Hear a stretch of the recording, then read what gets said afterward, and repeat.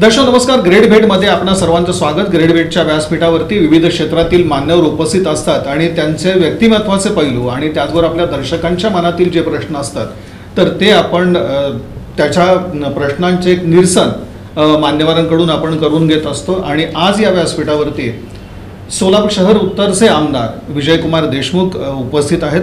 मालक आपलं स्वागत या ग्रेड भेटमध्ये.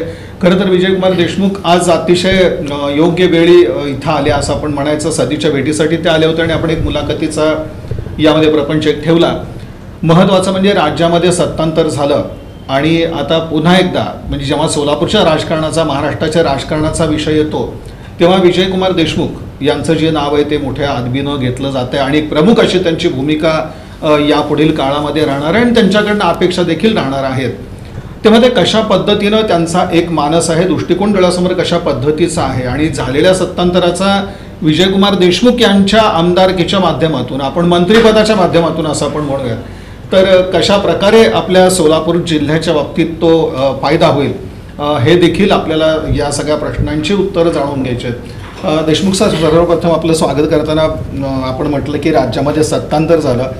फारच एक चांगली गोष्ट अशी झाली सोलापूर जिल्ह्याच्या दृष्टीनं आपण म्हणूया की एक पालकमंत्री म्हणून यापूर्वी तुम्ही कार्यभार सगळा पाहिलेला होता आणि पुन्हा एकदा आपलं नाव चर्चेला घेतलं जातं. सत्तांतर झालेलं आहे आणि याबद्दलची भावना कशा पद्धतीची आज?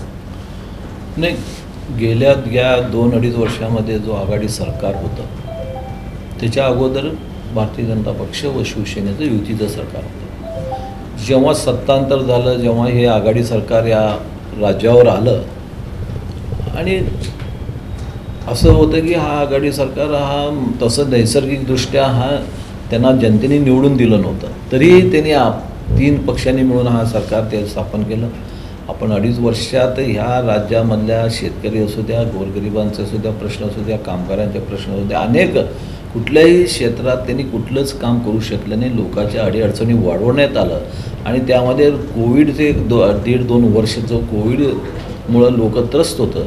त्यावेळीही हा राज्य सरकार कोविडच्या ज्या काही लोकांना मदत करायला पाहिजे किंवा लोकांच्या ज्या अडीअडचणी समजून घ्यायला पाहिजे ते समजून शकले नाहीत आणि त्यांच्या जवळपर्यंत जाऊ शकले नाहीत. जे केंद्राची मदत आली त्या केंद्राच्या मदतीवरच हा राज्यामध्ये जे मदत पोचवलं गेलं.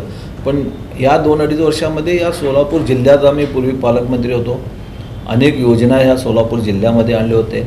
त्या सोलापूर जिल्ह्यामधल्या अनेक योजनाला त्याला ज्या काही योजना सुरुवात होत्या त्या थांबल्या गेल्या कारण निधीच्या अभावी किंवा कोणीच लक्ष न दिल्या अभावी आणि काही योजना येणाऱ्या योजना येऊ शकले नाहीत. आणि मला असं वाटतं की कुठेतरी आपण ह्या राज्याचा विकास किंवा या सोलापूरचा विकास कुठेतरी थांबलं गेलं या 2.5 वर्ष. आणि आता असं वाटतं की थोडं सरकार बदल झालेला आहे. भारतीय जनता पक्षाचं सरकार पुन्हा एकदा आलेलं आहे. त्यात विशेष म्हणजे आमच्या या राज्याचे आमचे नेते आदरणीय फडणवीस साहेब उपमुख्यमंत्री म्हणून ज्यांची या राज्यावर नियुक्ती झाली, मला असं वाटतं की एक आम्हाला सगळ्याला भारतीय जनता पक्षाला किंवा या राज्यामध्ये एक वेगळं वातावरण, आशादायकचं वातावरण निर्माण झालं. देशमुख साहेब, खरं तर म्हणजे तुम्ही जसे आमदार आहात तशी म्हणजे आपण पाहतो की राज्यामध्ये भाजपची तशी सत्ता आहे आणि मध्यंतरी जो 2.5 वर्षाचा कार्यकाळ विरोधी पक्षाचे आमदार म्हणून तुम्ही तितक्याच अगदी जोरदारपणे रस्त्यावर उतरलेलो होता आणि विरोधी पक्षाचे आमदार म्हणून देखील एक तुम्ही आवाज उठवला किंवा तुम्ही ती भूमिका पार पाडली. तसं काही अवघड वगैरे काही गेलं का हा सगळा कार्यकाळ? म्हणजे एकीकडे आपण पालकमंत्री होतो आणि त्यानंतर विरोधी पक्षाचे आमदार म्हणून काम करावं लागलेलं होतं. विरोधी पक्षाचा आमदार मी पूर्वी 10 वर्ष होतो. मध्यंतरी का गेले 5 वर्षाचा काळ मी सत्तेचा होता. नंतर परत एकदा विरोधी पक्ष. पण गेल्या 10 वर्षामध्ये आणि आत्ताच्या विरोधी पक्षाच्या आमदारामध्ये फार मोठा फरक आहे. ह्या विरोधी पक्षाच्या आमदारामध्ये आमदारांच्या कुठल्याच गोष्टी विचारायच्या नाहीत आणि भारतीय जनता पक्षाचे विशेष करून आमदारांना त्यांना कुठलं निधी मिळू द्यायचं नाही, त्यांच्या क्षेत्रात विकास करायचा नाही किंवा त्यांनी जे कामं सुरुवात केलेले आहेत ते सगळे कामं कसं बंद पडतील ह्याच्याकडे लक्ष द्यायचं. विशेष करून हा सरकार ह्याच्याकडेच फार लक्ष दिलं. हा सरकार लोकांच्या ज्या गरजा आहेत किंवा लोकांची जी मागणी आहे त्याच्यापेक्षा लक्ष न देण्यापेक्षा भारतीय जनता पक्षाचे आमदार ह्यापुढं कसं निवडून येऊ शकत नाहीत किंवा त्यांचे कसं कामं थांबविलं जाईल ह्याच्याकडं फार मोठ्या प्रमाणात लक्ष दिल्यामुळं आम्हाला फार मोठ्या अडचणी काम करत असताना निधीच्या संदर्भात किंवा इतरही आमच्या कार्यकर्त्यांना सातत्यानं कुठल्या ना कुठल्या कारणावर लहानसहान कारणावरनं त्यांचं धरपकड करणं, त्यांच्यावर केसेस घालणं, जेणेकरून कार्यकर्तेही आमच्याजवळ येऊ नये अशी एक भीतीचं वातावरण आमच्या या पक्षावर त्यांनी सत्ताधाऱ्यांनी केलं होतं आणि ते कुठंतरी थांबलं गेलं असं आम्हाला तर आता सत्ता परिवर्तन झाल्यामुळं आणि येणाऱ्या कालावधीत मला असं वाटतं की ह्या सत्तेचं परिवर्तन जो झालं आहे, मला असं वाटतं पुन्हा एकदा विकास आपल्या या शहराचं किंवा जिल्ह्याचं चालू होतं. दर्शन, खरं तर तुमचा स्वभाव असा आहे की फारसं तुम्ही म्हणा की फारसं कुणाशी क्रॉस घेत नाही आणि त्याच्यामुळं तुमच्याविषयी सुद्धा समोरच्यांचं मत तसं कुठलं एकदम विरोधातलं नसतं. असं असताना आपण थोडंसं मागं जाऊन जर पाहायचं म्हटल्यानंतर पालकमंत्री जे होते त्यावेळेस आपले दत्तात्रय भरणे, त्यांच्याविषयी सुद्धा तुमची एक तक्रार होती आणि ते सापत्नपणाची कुठेतरी वागणूक देत आहेत विरोधी पक्षाच्या आमदारांना निधी वाटपाच्या बाबतीत किंवा अन्य कार्यक्रम असतील, योजना असतील, याबाबत सुद्धा त्यांची भूमिका अशी पक्षपातीपणाची राहिली. अशा प्रकारचे आरोप सुद्धा तुम्ही केलेले होते. हा अनुभव कसा आलेला होता यामध्ये? मी खरं तर पालकमंत्री म्हटल्यानंतर म्हणजे तुम्ही जेव्हा पालकमंत्री होता तेव्हा आपण पाहत होतो की सर्वत्र एक सामंजस्याचंच पालकमंत्री म्हणल्यावर सगळ्याला जो काही निधी असते तो निधी सगळ्याला वाटून त्यांच्या मतदारसंघात वाटून द्यायला पाहिजे. पण भरणे मामाने ज्या काही निधी जे काही निधी आम्ही शहरी भागातला निधी ज्या काही सुचवलं गेलं, जे आपल्या महानगरपालिकेच्या बोर्डामध्ये म्हणजे त्याची संमती मिळवून घ्यावं लागते. महानगरपालिकेमध्ये संमती मिळालं तरी तो निधी तिथंच थांबविला जाणार आणि पुन्हा एकदा स्वतःचं लिस्ट तयार करून ह्याला बदला त्याला बदला म्हणून गेले या 2.5 वर्षामध्ये मला असं वाटतं की ज्या काय आपल्या DPDCमधली रक्कम असू द्या किंवा इतरही शासनाचे जे काही विशेष निधी किंवा काय असेल किंवा एखादा आमच्या विरोधातला एखाद्या माणसाला तयार करायचं, त्याला विशेष निधी म्हणून द्यायचं आणि त्याच्याकडनं मग त्यांनी आमच्या मतदारसंघात येण्याचं हे निधी मी आणलो मी आणलो, त्या माणसात तो काय आमदार नाही आहे, तो त्याचा काही संबंध नाही. पण त्याला मोठं करण्यासाठी कुठेतरी ह्या आमदारांना कुठेतरी आपण अडचणीत आणण्यासाठी आमचा स्थानिक आमदारला आणि दुसऱ्या माणसाला उभं करणं ह्या प्रकारचं एक प्रकारचं वातावरण भरणे मामाने केलं. अनेक वेळा भरणे मामाला आम्ही सांगितलं की हा महानगरपालिकेमध्ये बोर्डामध्ये जो संमत झालेला आहे ती निधी ती आपण बदलू नये, हे कायद्याच्या किंवा याच्या प्रथेच्या विरुद्ध होईल. पण ते कधी ऐकले नाही. त्यांनी आपलं मनमानी कारभार कुठलेही निधी त्यांनी करत राहिलं आणि त्यामुळं आम्ही फार मोठ्या अडचणीत आलो होतो. आणि म्हणजे केवळ त्यांनी राजकारणच जास्त केलं असं म्हणायचं की भरणे मामांचं जी काही कार्यपद्धती होती, साहजिकच त्यांना असं वाटत होतं की येणाऱ्या 5 वर्षामध्ये आपले माणसं निवडून यावं किंवा आपण ह्या निधीचा उपयोग केवळ आपल्या माणसांनी सांगितल्या माणसाला देणं, याचाच अर्थ की राजकारण करणं किंवा राजकारणाच्या ज्या काही आपल्या ज्या स्थानिक आमदार आहेत आपल्या विरोधक त्यांना संपविण्याचा सातत्यानं भरणे मामाने प्रयत्न केलं आणि सातत्यानं आम्ही त्यांना 2-3दा भेटूनही सांगितलं की मामा हे असं करू नका किंवा हा व्यवस्थित होणार नाही किंवा ह्या नियमाला धरून चालणार नाही. पण ते कधी ऐकले नाहीत. त्यांनी त्यांची प्रथा चालू ठेवलं. मला असं वाटतं की भरणे मामा पूर्वी निवडून याच्या अगोदर त्यावेळेचे माजी मुख्यमंत्री माननीय देवेंद्र फडणवीस फार मोठं निधी त्यांनाही मदत केलं होतं, पण त्याचं विसर त्यांना पडलं आणि फक्त त्याचा विसर पडून त्यांनी भारतीय जनता पक्षाच्या जे कोणी आमदार खासदार असतील त्यांना त्रास देण्याचं काम इथं सुरुवात केली. देशमुख साहेब, आता आणखीन महत्त्वाचा प्रश्न भरणे मामांच्या संदर्भातलाच की ज्या पद्धतीने उजनीचं पाणी वळवण्याचा प्रयत्न झाला, आता पुन्हा एकदा सूत्र तुमच्याकडे येत आली आहेत आपण असं म्हणूयात, तर हा जो काही निर्णय घेतला गेला होता तर त्या बाबतीत खरंच काही म्हणजे फडणवीस साहेबांशी बोलणं झालं किंवा पक्षाच्या वरिष्ठ नेत्यांशी काही बोलणं झालं का की उजनीचं जे पाणी, आज आपण सोलापूरचा विचार केला तर आपल्याला आहे तेच पाणी कमी पडतं आणि अशा परिस्थितीमध्ये उजनीचं पाणी इंदापूरला घेऊन जाण्याचा प्रकार घडतो. नाही, उजनीचं पाणी इंदापूरला घेऊन गेलं. यामध्ये सोलापूर जिल्ह्यामध्ये अनेक आंदोलनं झाले. भरणे मामांना किंवा मुख्यमंत्र्यापर्यंत त्यावेळी निवेदनं देण्यात आले आणि हे थांबवा म्हणलं तरी थांबलं गेलं नाही. पण जेव्हा सत्ता परिवर्तन झालं आम्ही माननीय देवेंद्रजी फडणवीस यांच्याशी चर्चा केलेली आहे. आता सध्याला खात्याचं मंत्री नसल्यामुळे ती बैठक लागू शकलं नाही. मी त्या खात्याच्या प्रमुखांनाही सगळ्यांना बोललेलं आहे. त्यांनीही म्हणले की आपण या पहिल्या मंत्री झाल्या एक पहिली बैठक आपल्या ह्या पाण्याच्या संदर्भात लावू आणि ह्या जे काही आदेश पूर्वी झालेले आहेत त्याला स्थगिती मिळवून घेऊ. मला असं वाटतं की येणाऱ्या कालावधीमध्ये जेव्हा खाते वाटप होतील, जे कोणी मंत्री येतील त्यांच्या पहिल्या बैठकीमध्ये हा पाण्याचा जो पाणी वळवलं गेलं आहे त्याच्यावर स्टे घेण्यात येईल. मी पूर्णपणे हा जो निर्णय तो थांबवण्यात येईल तो तशा हो, पद्धतीने सर. देशमुख साहेब, आपण पाहतो म्हणजे जी आपल्याकडे माहिती आहे ती त्यानुसार अगदी आमदार बबनदादा शिंदे सुद्धा म्हणजे आज आपण पाहतो की भाजपाच्या सगळ्या वाटेवरती आहेत. राजन पाटील देखील आहेत. जिल्हा भाजपमय होताना आज तुमची प्रतिक्रिया कशा पद्धतीची, हे जे सगळे जे आहेत ते पुन्हा भाजपकडे येत आहेत? नाही, भारतीय जनता पक्षाचं तर कामच असं आहे की 100% भाजप.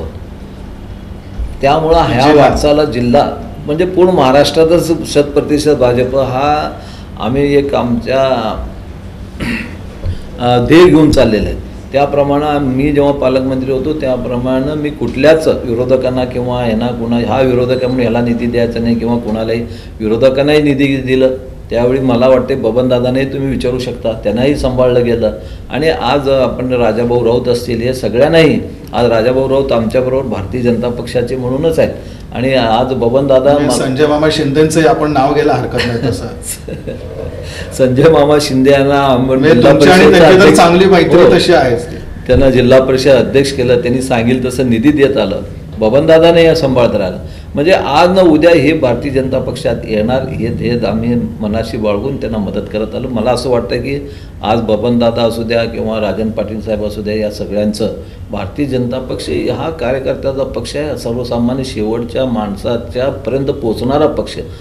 जे काही कार्यक्रम राबविते, ज्या काही योजना आणतात, शेवट या राज्याच्या या देशाच्या शेवटच्या माणसापर्यंत जाण्यासाठीच ह्या योजना आणल्या जातात. आणि ते पोहोचण्याचं काम भारतीय जनता पक्षाचे लोकप्रतिनिधी करण्याचं, ज्यांनी आपल्या या देशाचे पंतप्रधान सातत्यानं सांगत असतात त्याप्रमाणे चालत आल्यामुळं आज आपण बघितलं गेल्या 2.5 वर्षात आपले राज्याचे मुख्यमंत्री साहेबांनी कधी 2.5 वर्षात जवळपास 2 वर्ष तर त्यांनी आपल्या कार्यालयात येऊ शकले नाहीत.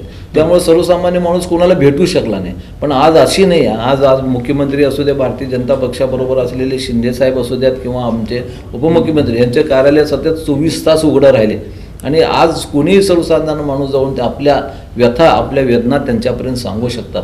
पण पूर्वी 2.5 वर्ष घडलं नाही. मग हाच बदल आमच्या पक्षात आणि इतर पक्षात आहे. त्यामुळे लोक आज पुन्हा एकदा आमच्याकडे देशमुख साहेब, महाविकास आघाडीचं वर्णन कशा पद्धतीने करा, कशा पद्धतीचा जो कारभार होता, एकंदरीत जे काही चाललं होतं ते कशा पद्धतीचं होतं? महाविकास आघाडीचा कारभार ज्या 2.5 वर्ष या राज्यामध्ये चाललं, या राज्यातल्या लोकांनी फार मोठा कंटाळा ह्याच्याबद्दल झाले होते. या राज्याच्या लोकांना, सर्वसामान्य माणूस कुणाला आपल्या व्यथा मांडावं, जर का आपण लोकप्रतिनिधीला मांडलं, ज्या लोकप्रतिनिधी सत्तेत आहेत त्यांच्याजवळ मांडलं तर तेही आपल्या मुख्यमंत्र्याला किंवा इतर कोणाला मंत्र्यांना भेटू शकत नाहीत. आज आपण बघितलं या महाविकास आघाडीमध्ये जे फूट शिंदे गटाचे जवळपास 9 मंत्री बाहेर आले आणि तेही म्हणत होते की आम्ही आमच्या व्यथा दुसऱ्यासमोर मांडू शकत नाही. ह्याचंच की हा कारभार कुठल्या मार्गाने चालू होता. म्हणजे ज्या काही तळागाळातल्या माणसं किंवा माझ्या मतदारसंघातल्या ज्या काही कामं असतात, अडीअडचणी असतात, मी सांगायचं कोणाला, हा प्रश्न मंत्र्यांना होता. मग सर्वसाधारण माणूस कोणाला सांगावं अशी होते. त्यांना जर करता मुख्यमंत्री किंवा इतर कोणी नेते लोक भेटत नसेल किंवा त्या खात्याचे मंत्री भेटत नसेल तर विरोधकांचं तर फारच लांब होतं. विरोधकांना तर कोणीच विचारत नव्हतं. त्यामुळं या राज्यातल्या लोकांना एवढं मोठं म्हणजे अडचणीत सापडलं होतं. हा राज्य विकासापासून वंचित राहिलं होतं. आपण बघितलं, सरकार बदललं, पेट्रोलचे भाव कमी केले, डिझेलचे भाव कमी केले, असे अनेक चांगले निर्णय पुन्हा एकदा ह्या राज्यामध्ये सुरुवात झालेल्या आहेत. ज्या आपण बघतो, ज्यामध्ये ह्या राज्यामध्ये गेले 2.5 वर्ष ज्या शेतकऱ्यांच्या व्यथा होत्या, ज्या शेतकऱ्यांचं इन्शुरन्सचं काम म्हणजे पीक विमा होतं किंवा अनेक योजना होते, ह्या सगळ्या ठप्प पडले होते. आणि ज्या काही योजना त्यावेळी 5 वर्ष ज्या आपण प्रश्न निर्माण आपण योजना आणल्या होत्या, आपण बघतोय ओबीसीच्या सध्या निर्णय झाला. मराठा आरक्षण आणलेलं तोही डावललं. म्हणजे यांच्या चुकीमुळं ते सगळे मागं पडल्या, त्या निर्णय डावलल्या गेल्या आणि ते पुन्हा एकदा मिळण्यासाठी सातत्यानं भारतीय जनता पक्ष व त्यांचा मित्रपक्ष आपले माननीय शिंदेसाहेब असू द्या, माननीय फडणवीससाहेब आता पुन्हा एकदा मिळवून देण्याचा प्रयत्न करा. म्हणजे ही व्यथा ह्या महाराष्ट्रामध्ये होती. त्यामुळे लोक एवढ्या वैतागून गेला होता. कधी एकदा सरकार बदलतंय, सर्वसामान्य माणूसही विचारत होता रस्त्याने जाता येता, कधी एकदा बदलतंय साहेब, कधी एकदा. पण मुहूर्त लागला त्याला, सगळं झालं. देशमुख साहेब, आता आपण म्हटलं की ओबीसीनं राजकीय आरक्षण मिळालं आणि आता मराठा आरक्षणाचा प्रश्न आहे. त्यांना शिक्षण आणि नोकरीत आरक्षण हवं. असा विश्वास नक्कीच आहे का की फडणवीस साहेब मराठा समाजाला सुद्धा न्याय देतील आणि मराठा समाजाचं आरक्षण देखील दृष्टिक्षेपात येईल आपल्या? नाही, आपल्याला माहीत आहे फडणवीस साहेबांनी असं म्हटलं होतं की मला एक महिनाभर सत्ता द्या, मी ओबीसीचा पुन्हा एकदा मी त्यांचं आरक्षण मिळवून देतो. मग ते मिळवून दिले. आम्हाला असं पूर्णपणे विश्वास आहे की या सरकारवर शिंदे साहेब असू द्या किंवा फडणवीस साहेब असू द्या यांच्यावर विश्वास आहे की मराठाचं हे आरक्षण मिळवून देण्यामध्ये हे यशस्वी होते. यावर आणखीन एक सोलापूरचा प्रश्न आहे, तो म्हणजे समांतर जलवाहिनीचा. आपण म्हणजे उजनीच्या पाण्यासंदर्भात म्हटलं तेव्हा आमदार विजयकुमार देशमुख यांनी म्हटलं की जेव्हा हे मंत्रिमंडळ समोर येईल तेव्हा पहिल्यांदा तो इंदापूरला जो पाणी पळवण्याचा प्रकार आहे तर त्याला नक्कीच स्थगिती आपण मिळवून घेऊ. पण याबरोबर आणखीन एक सोलापूरचा प्रश्न जो आहे तो समांतर जलवाहिनीचा आहे. आणि खरं तर ही समांतर जलवाहिनीचा जो विषय तो यापूर्वीच खरं तर मार्गी लागायला पाहिजे, पण तो कंत्राटदाराच्या विषयामुळे कदाचित मागे पडला आणि त्यानंतर नवीन टेंडर प्रक्रियेत ती राबवावी लागली. ही समांतर जलवाहिनी जी आहे तर ती प्रत्यक्षामध्ये यावी. खरं तर आता म्हणजे सरकार भाजपाचंच आहे, महापालिकेत देखील भाजपा होतील, तर त्यासाठी प्रयत्न आता तो एक दबाव किंवा त्यावरती कशा पद्धतीचं लक्ष राहील समांतर जलवाहिनीसाठी? सोलापूर पिण्याच्या पाण्याच्या प्रश्नासाठी दुहेरी पाईपलाईन समांतर जलवाहिनीचा हा प्रस्ताव भारतीय जनता पक्ष सत्तेमध्ये असताना हा प्रस्ताव आणला होता. त्यावेळेचे तत्कालीन मुख्यमंत्री देवेंद्र फडणवीसांनी त्यांना मंजुरी दिली होती. आणि ह्या योजनेला जेव्हा आपल्या महाराष्ट्र राज्यातली सत्ता गेलं त्यावेळी मला असं वाटतं की जाणून बुजून ह्या राज्यकर्त्यांनी हा जलवाहिनी होऊ नये आणि ह्या जलवाहिनीला प्रलंब लागावं किंवा होऊ नये ह्यासाठी सातत्याने प्रयत्न करण्यात आल्यामुळं ती योजना आजपर्यंत होऊ शकली नाही. जे कॉन्ट्रॅक्टर होता तो सोडून गेला किंवा अनेक अडचणी निर्माण केल्या. पण आता मला असं वाटतं की येणाऱ्या ह्या कालावधीमध्ये लवकरात लवकर ह्या टेंडरचे प्रोसिजर पूर्ण होतील आणि ह्या जलवाहिनीचं काम चालू होईल. देशमुख साहेब, आपल्या पालिकेमध्ये आयुक्त राज सध्या सुरू आहे. जी कामं जेव्हा हे सगळे लोकप्रतिनिधी कार्यरत होते तेव्हाचा तो कालावधीने आत्ता एकंदरीत या आयुक्तांच्या कारभाराबद्दल काय वाटतं? म्हणजे जे काही त्यांनी स्वतःकडे आता यानंतर त्यांच्याकडे जे सूत्र आले त्याच्यानंतर जो त्यांचा एकंदरीत कारभार राहिला, तर खरंच काही म्हणजे आमदार म्हणून तुम्ही समाधानी त्या सगळ्या पद्धतीवर आहात का? त्या आयुक्तांचा जो कारभार चाललाय तो फक्त एक मनमानी अशा पद्धतीचं म्हणावा तो? नाही, आयुक्तांनी तुम्ही अगदी स्वतः आयुक्तांची भेट घेतली होती. महानगरपालिकेमधली नगरसेवकांची, कारण नगरसेवकच नाराज आहेत, त्यात भाजपचे नगरसेवक पण नाराज आहेत त्यामध्ये. आज आयुक्तांनी जेव्हा भारतीय जनता पक्ष किंवा सगळ्याच नगरसेवकांचं जेव्हा होते त्यावेळी मनमानी कारभार करत होते. त्यांनी त्यावेळी ज्या नगरसेवकांनी जे प्रस्ताव आणत होते या शहराच्या विकासासाठी प्रत्येक वेळी त्यांनी नियमावर बोट ठेवत होते. आजही बघतो आपण प्रत्येक वेळी नियमावर बोट ठेवणं, कर्मचाऱ्यांना सातत्यानं बदली करणं. मला असं वाटत नाही कर्मचाऱ्यांना एवढ्या प्रमाणात मोठ्या प्रमाणात बदली करून या शहराचा विकास तर कुठंच काय नाही. आज आपण बघतोय अनेक ठिकाणी पावसामुळं किंवा या ज्या काही आम्ही सातत्याने निवेदन द्यावं की तुम्ही सगळे पावसाळा यायला आल्या रस्त्याचं खड्डे बुजवून घ्या किंवा नाले साफ करून घ्या, ओढे नाले, अशी परिस्थिती असतानाही आपण बघतोय या आयुक्तांनी सातत्यानं बदली करणं लोकात. आणि ज्या काही एखाद्या लहानसहान गोष्टीलाही एवढं म्हणजे आपण एक बकर कसाईचं घेतलं तर जे बकऱ्या कापल्या जातात, पूर्वी तिथं ₹1 फी होतं, आज एकदम ₹100 केले. आज पुण्याला विचारलं गेलं, इतर शहरात विचारलं गेलं तर ₹5 ₹10 इथपर्यंतच त्याची फी आहे. पण सोलापूर शहरात एकदम एक बकरा कापाला त्या सॉल्टर हाऊसमध्ये ₹100 घेत ह्यांनी नियम काढले आणि ₹100चा नियम काढला म्हणून त्यांनी सॉल्टर हाऊस बंद केलं. मग लोकांनी कापायचं कुठं, काय रस्त्यावर कापायचं? अशी परिस्थिती आयुक्ताचं मनमानी कारभार. जेव्हा सांगून परत त्यांना निवेदन देऊन परत त्यांना त्यांच्याकडे जाऊन हा प्रश्न पुन्हा एकदा सॉर्टर हाऊस चालू करून गेला आणि तुम्ही चौकशी करून असा अनेक दृष्टिकोनातून हा मध्यंतरी आयुक्तांनी चौपाटी आहे, स्टेडियमचा विषय आहे, तिथं भाडेकऱ्यांचा विषय आहे, ज्या काही गोष्टी त्यांनी या सोलापूरच्या उत्पन्न वाढवून घेण्यासाठी प्रयत्न करायला पाहिजे, उत्पन्न वाढायला पाहिजे महानगरपालिकेत, त्याचं न करता त्याच्यामध्ये कुठंतरी घोळ घालत राहायचं, त्याच्यामध्ये कुठंतरी त्या लोकांना त्रास होईल असं सगळं गुंठेवारीच्या संदर्भात अनेक वेळा आपण गुंठेवारी संदर्भात मी तर एक 3-4 वेळा भेटलो आयुक्तांना. मी सांगत होतो की सातत्यानं गुंठेवारीच्या संदर्भात साहेब तुम्ही लवकरात लवकर निर्णय द्या, लोकांना बांधकामाची परमिशन द्या. हद्दवाढ भागातले परवाने अजूनही मिळत नाहीत, त्यांचे कार्ड झाले नाहीत, असं अनेक गोष्टी आहेत. एखादा माणूस गरीब असतो, त्याला काहीतरी अडचण असते, त्याचा दवाखाना असते किंवा लग्न असते मुलामुलींचं, तो प्लॉट विकू पण शकत नाहीत आणि त्या गरजा भागवू शकत नाही. ह्या सगळ्या अडचणी आहेत. बांधकाम करायचं अडचण, बांधकामला लोन मिळत नाही करायचं असलं तर त्यासाठी, आणि त्या गुंठेवारी पद्धतीला परवानगी दिलं तर कोट्यवधी रुपयाचं उत्पन्न ह्या महानगरपालिकेत वाढणार आहे, पण ते सध्याला त्यांनी करायला तयार नाहीत. म्हणजे कुठंतरी आपण आयुक्त किंवा एक चांगला IAS आयुक्त आणतो किंवा चांगला अधिकारी आणतो, त्याचा अर्थ असा आहे की या आपण जे कारभार चालतो त्या कारभारावर कुठंतरी व्यसन घालण्याचं काम असायला पाहिजे. कारभार सुव्यवस्थित चालतंय का नाही, मनमानी नको आहे. पण त्याच्या व्यतिरिक्त तो कारभार त्यांनी जे करतात त्याच्या उलटं करणं किंवा त्याच्या विरोधात जाऊन करणं किंवा आपल्या शहराचा विकास करण्याऐवजी शहराचं सगळे कामं कसं थांबणं याकडे जास्त लक्ष या आयुक्तांचं होतं. आणि काहीच बोटाशी हाताशी 1-2-4 नेते धरून त्यांना खुश ठेवण्यामध्ये यांनी आपलं काम आजपर्यंत करत राहिले. दर्शन साहेब, आता आणखीन एक भाग येतोय तो म्हणजे उड्डाण पुलासंदर्भातला, म्हणजे ज्या गोष्टींकडं लक्ष आहे. आणि आता आपण पाहतो की पुन्हा एकदा म्हणजे भाजपकडे ही सत्ता आल्यानंतर सोलापूरकरांच्या अपेक्षा उंचावलेल्या आहेत की उड्डाण पुलाची कामं जी आहेत ती वेगानं मार्गी लागावीत. आणि त्या दृष्टीने आपण पाहतोय की ज्या जागा आहेत ते संपादनाचं काम चालू आहे, त्यांना मोबदला देण्याचं काम सुरू आहे. या पुढील काळामध्ये या कामांना गती येणार आहे.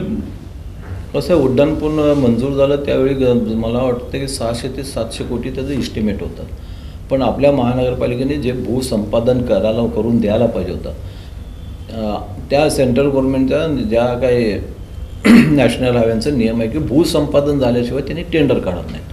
आणि सातत्याने सांगत होते की तुम्ही आम्ही म्हणणार की टेंडर काढा, ते म्हणत होते तुम्ही भूसंपादन करून जागा आमच्या हातात द्या, मग आम्ही टेंडर काढतो, म्हणजे पुढं काम थांबणार नाही.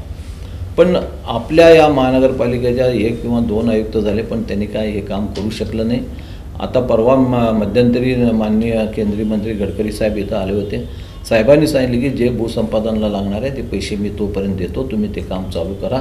मग आत्ता चालू झालेले मला 2 दिवसाखाली आयुक्ताचा फोन आला की तुम्ही टेंडर काढायला लावा, 1 महिन्याच्या आत भूसंपादन होत आहे. मी तसं नॅशनल हायवेच्या लोकांना बोललो, ते म्हणले की त्या जोपर्यंत जागा आमच्या हातात पूर्णपणे मिळत नाही तोपर्यंत आम्ही टेंडर काढू शकत नाही, आमचे नियम आहेत. मग त्यांना पुन्हा एकदा सांगितलं, ते म्हणाले की 1 महिन्याच्या आत भूसंपादन होईल. मला असं वाटतं की आता लवकरात लवकर होऊन, आणि त्याला आता आपली सत्ता आपली असल्यामुळं ह्या शहरातल्या काही ज्या आपल्या युती सरकार असताना जे काही कामं घेऊन आले होते शहरात शहराच्या विकासासाठी, ते कुठंच थांबणार नाही. हा उड्डाणपूल असू द्या किंवा रिंग रूट असू द्या किंवा आपण 100 खाट महिलांचं हॉस्पिटल किंवा 100 खाट लहान मुलांचं हॉस्पिटल असू द्या. त्यावेळी बसपोट हाही प्रस्ताव मंजूर झाला होता, त्याचंही टेंडर निघणार होतं. मला आता माहीत नाही तो कुठं आहे त्याचा, आणि त्याचाही अभ्यास करून लवकरात लवकर बसपोटही नवीन व्हावं आणि शहरातल्या ज्या काही विकासासाठी आपण जे काही करू शकतो त्याच्या कालामध्ये ते करून घेऊ. दर्शन साहेब, सत्तेचा विषय तुम्ही काढला आणि आता पालिका निवडणूक देखील आपल्याला येणाऱ्या काळामध्ये आहे. कशा प्रकारची खात्री आहे महापालिकेत पुन्हा एकदा भाजपची सत्ता येईल, ही खात्री कशा पद्धतीची आहे? आणि समजा आपल्या समोर काही महाविकास आघाडी म्हणून काही आव्हान उभं ठाकेल का? आणि तसं समजा महाविकास आघाडी म्हणून जरी काही कोणी उभारलं, नाही, महाविकास आघाडी गेले 2.5 वर्ष झाले या राज्यामध्ये किंवा अनेक ठिकाणी काम करत असताना महाविकास नाही महाभाकास आघाडी म्हणून ते सगळ्याला माहीत आहे. महाविकास आघाडीमध्ये स्वतः त्यांच्यामध्ये एकी राहिलं नाही, त्यांच्यामध्ये सातत्यानं फूट पडलं. केवळ आजपर्यंत समोरच्या माणसाला काम करू द्यायचं नाही, समोरच्या एवढंच अडचण निर्माण करणं हेच काम त्यांनी करत राहिले. मला असं वाटतं गेल्या 5 वर्षामध्ये महानगरपालिकेमध्ये भारतीय जनता पक्षाचं ज्यांनी काम केलं इथं सोलापूरमध्ये काम करत असताना ज्या काही तक्रारी किंवा ज्या काही तक्रारी येत होत्या त्या सोलापूरच्या विकासाच्या संदर्भात येत होत्या. आपण मागचा इतिहास काढला बघितलं असतं तर जेव्हा ह्या महाविकास आघाडीमधले जे सत्ताधारी होते त्यावेळी महानगरपालिकेमध्ये, तेव्हा फक्त भ्रष्टाचाराचं चर्चा होत होतं. मला असं वाटतं की या 5 वर्षामध्ये चांगला कारभार या सोलापूर शहरामध्ये 2.5 वर्षामध्ये कालावधीमध्ये युती सरकार असताना चांगलं काम केलं. पुढच्या 2.5 वर्षामध्ये जर करता काम करू दिलं नाही शासनाने किंवा अनेक अडचणी निर्माण झालं तरी एक चांगलं काम या सोलापूर शहरामध्ये 5 वर्षामध्ये उभं केलं आहे. आम्ही आमच्या कामावर मतं मागणार आहोत. आम्ही आमच्या केलेल्या कामावर जनतेचा विश्वास संपादन केलेला आहोत आणि त्याच्यावरच मतं मागतो. देशमुख साहेब, विडी घरकुलच्या विकासावरनं मध्यंतरी चांगलंच रान पेटलं आपण असं म्हणू की सुरुवातीला म्हणजे प्रथमेश कोठे किंवा किरण देशमुख असंच काहीतरी सुरुवातीला होतं आणि नंतर ते महेश कोठे आणि विजयकुमार देशमुख असं सुद्धा काहीतरी सुरुवात झाली की विडी घरकुलचा विकास केला कोणी आणि ती भाषा इथपर्यंत पोहोचली की येऊन निवडणूक लढवून दाखवा, तुमच्या प्रभागात आम्ही येतो, आमच्या प्रभागात तुम्ही, अशा पद्धतीची जी काय सगळी भाषा वापरली गेली वगैरे, हे सगळं काय गणित होतं? म्हणजे हे नाही गेले काय हे आव्हानात कितपत तथ्य आहे आणि कोठे यांनी आव्हान देणं अशा पद्धतीचं? मी बीडी घरकुलच्या भागामध्ये तिसऱ्यांदा निवडून आलो. पहिल्या निवडणुकीमध्ये बीडी घरकुल हा माझ्या मतदारसंघात नव्हता. मला असं वाटतं की 10 वर्षा कालावधीमध्ये आमदारामध्ये निधी फार मोठ्या प्रमाणात आमदारचा निधी नसतोय. त्या निधीमध्ये माझा पूर्ण शहराचा विकास करायचा असतो, माझ्या मतदारसंघाचा, आणि त्याप्रमाणे मला जेवढे शिकविल तेवढे कामं मी त्या बीडी घरकुलमध्ये आजपर्यंत करत आलो आणि करत आहे. आणि सातत्याने जनतेशी संवाद साधण्याचा तर निदान प्रयत्न करत असतो. तिथं बीडी घरकुलमध्ये प्रत्येकाच्या आठवड्यातनं किंवा 15 दिवसांना कुणाच्या घरी जाऊन त्यांच्या तिथल्या आजूबाजूच्या लोकांना बोलून त्यांचं काय समस्या आहेत हे तर जाणून घेण्याचा प्रयत्न करतोय. गेल्या महानगरपालिकेमध्ये गेल्या अनेक वर्षापासून तिथं कोठे परिवार तिथं निवडून येत आहे. कोठ्याची बहीण, कोठ्याचा मुलगा, असं अनेक लोक म्हणजे तिथं त्या प्रभागामध्ये निवडून येतात. पण आजही अनेक भाग असा आहे बीडी घरकुलमध्ये की मूलभूत सुविधापासून वंचित आहेत. आणि हे काम त्यांचं होतं महानगरपालिकेत. फक्त 5 वर्ष मध्यंतरी कालावधीमध्ये आमचं सरकार नसलं तरी 2.5 वर्ष तर शेवटी महाविकास आघाडी आलंच होतं. आज तुम्ही बघतो महेश कोटेंनी 15 कोटी रुपये आणले होते. 15 ते 22 कोटी रुपये शासनाकडनं मंजूर करून घेतले होते. त्या 15 कोटी 22 कोटीमध्ये काय कामं त्यांनी दाखविलं? कुठल्या तर समाजाचं समाज मंदिर बांधून देणं, प्रत्येक शहरातल्या समाजाला समाज मंदिर. अरे ज्या ठिकाणी तुम्हाला लोकांनी विश्वास ठेवून निवडून देतात, जिथं तुम्हाला वर्षानुवर्ष तुम्हाला डोळे झाकून तुम्हाला मतं देतात, त्या तिथल्या लोकांना, तिथल्या नागरिकांना तुम्ही काय नाही दिलं? त्या पैशामध्ये काहीच दिलं नाही. तिथं करायला पाहिजे होतं ना. ज्या मूलभूत सुविधा तुम्ही 15-20 कोटी रुपये तिथं आज तुम्ही तिथं खर्च केलं असतं तर लोक तुम्हाला डोक्यावर घेऊन नाचले असते. पण तिथं त्या लोकांना मूलभूत सुविधा, नळ, पिण्याचं पाणी, ड्रेनेज ह्याच्यापासून वंचित ठेवायचं आणि मी सोलापूर शहराचा विकास करण्यासाठी समाज मंदिर बांधायला आलो असं दाखवायचं, असं काहीतरी लोकांची दिशाभूल करायचं, असं कामं तिथल्या नगरसेवकांनी केलं. त्यामुळे मी म्हणलं होतं की माझा मुलगा ह्या वेळेला पुढच्या वेळेला मी महेश कोटे विरोधातच उभारणार, बीडी घरकुलमध्येच उभारणार, तशी आमची तयारी होती. आज जर करता परिस्थिती आलं तर आम्ही त्यांच्या विरोधातच उभारणार. देशमुख साहेब, हाच एक सगळा मुद्दा राहिला. आणि जो काही ही कामं जी सुचवली होती ती कशाच्या आधारावर सुचवली होती? ज्या कामांना स्थगितीच मिळाली की तो आकडा मोठा होता आणि ही जी सुचवली होता असं नव्हतं साहेब. ज्या लोकप्रतिनिधी आहे आज आपल्या या शहरामध्ये त्याला आधार नव्हता. 104 नगरसेवक आहेत. एका नगरसेवकाला जवळपास 22 कोटी रुपये हा मिळणं म्हणजे आधार नसलेला ते का आमदार नाहीत किंवा खासदार नाहीत, त्यांना एवढ्या मोठ्या प्रमाणात निधी नाही. आणि हा जो स्थगिती मिळाला केवळ सोलापूर शहरापुरतं नाही किंवा सोलापूर जिल्ह्यात मिळाला नाही की ह्या पूर्ण महाराष्ट्राच्या ज्या काही असं अनाधिकृतपणे जो निधी दिला गेलेला आहे त्याला स्थगिती मिळाली. सर, जी प्रभाग रचना झाली त्याबद्दलचं म्हणणं काय? म्हणजे याच्यावरती शेवटी एक असं असतं की सत्ताधाऱ्यांचा किती प्रभाव असतो तशी ती नाही, सत्ताधाऱ्यांचा प्रभावांच्या ह्याच्यामध्येच प्रभाग रचना केलं गेलं. तिथं अनेक प्रभाग कमी जास्त लोकसंख्येने केलं गेलं, जातीचा आधार घेऊन केलं गेलं. तरी मला असं वाटतं की भारतीय जनता पक्षाला हा प्रभाग रचना अनुकूल आहे. आम्ही पूर्ण तयारी केलेली आहे. येणाऱ्या या महानगरपालिकेमध्ये भारतीय जनता पक्षाचे कमीत कमी 65 ते 70 लोक निवडून येतील. याच्यावर एक भाग असा आहे की शहर उत्तर झालं, दक्षिण सोलापूर झालं, मधला पट्टा आहे तो शहर मध्यचा. भाजपचं शहर मध्यकडे काही लक्ष जातं की नाही? म्हणजे तिथं शहर मध्यमधनं देखील आपला आमदार व्हावा. तर हे भाजपचे प्रयत्न, अर्थात तो मतदारसंघ शिवसेनेकडे जात होता, पण आता मात्र कशा पद्धतीचं डोळ्यासमोर एक विजन आहे शहर मध्यच्या बाबतीत? भारतीय जनता पक्षाचं ज्या काही मध्यच्या संदर्भात प्रयत्न सातत्यानं करत असतो की आम्हालाही आमचं ध्येय आहे की भारतीय जनता पक्षाचा तिथं आमदार असायला पाहिजे. गेल्या अनेक वर्षापासून युतीचं सरकार असल्यामुळे युतीमध्ये आम्ही ती जागा आपण शिवसेनेला सोडलं जात आहे आणि त्या शिवसेनेला सोडलं गेल्यामुळं आम्ही लढू शकलो नाही. एकदा मात्र पत्की वहिनी उभारले होते, त्यावेळी ती जागा अचानकपणे आम्हाला युती तुटल्यामुळं आम्हाला मिळालं. त्यामुळं आम्ही नीटपणे उमेदवार हुडकण्यापासून सुरुवात झालं शेवटच्या दिवशी आणि त्यामुळं आमचं उमेदवार तिथं नीटपणे लढू शकलं नाही. मला असं वाटतं की येणाऱ्या निवडणुकीमध्ये भारतीय जनता पक्षाचे आज शहरमध्ये भारतीय जनता पक्षाचा शक्ती फार चांगल्या प्रकारे 17 जवळपास नगरसेवक तिथं भारतीय जनता पक्षाचे निवडून आलेले आहेत. आज भारतीय जनता पक्षाचं सातत्यानं ताकद आहे. तिथली बूथ यंत्रणा असू द्या, शक्तीप्रमुख असू द्या किंवा अनेक जे काही भारतीय जनता पक्षाच्या ज्या काही निवडणुकीच्या दृष्टिकोनातून किंवा महानगरपालिकेचा विधानसभा आणि लोकसभेच्या दृष्टिकोनातून निवडून येण्याचा सातत्यानं ज्या काही आम्हाला प्रयत्न असतो तो प्रयत्न सातत्यानं आता चालू आहे. मला असं वाटतं की येणाऱ्या विधानसभेच्या निवडणुकीमध्ये भारतीय जनता पक्षाचा उमेदवार ह्या निवडून येते. दुसरीकडं बाजार समितीच्या बाबतीत सुद्धा आपण बघतो की जे काही तुमच्या विरोधात सगळे प्रयत्न झाले वगैरे तरी काही विजयकुमार देशमुख यांना काही फरक पडला नाही. ते सगळं कशा पद्धतीने हाताळलं आणि आता तर काय म्हणजे भाजपाची सत्ताच आहे त्यामुळं विजयकुमार देशमुख हे निश्चिंत आहेत असं म्हणायचं का?